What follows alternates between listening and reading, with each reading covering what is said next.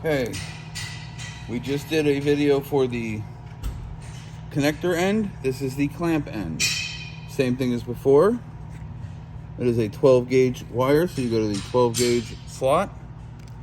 You want to crimp back about 1 inch or so and peel that off. Wrap it tight. Wrap it around the stem, all the way back on itself, so that it comes all the way back around. So you're making good connection on every edge. And then tighten it down. And then use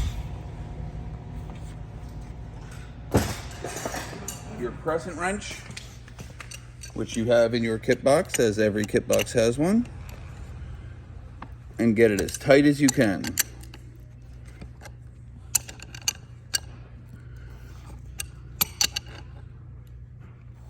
Make sure when you wrap your cable in, you are wrapping clockwise.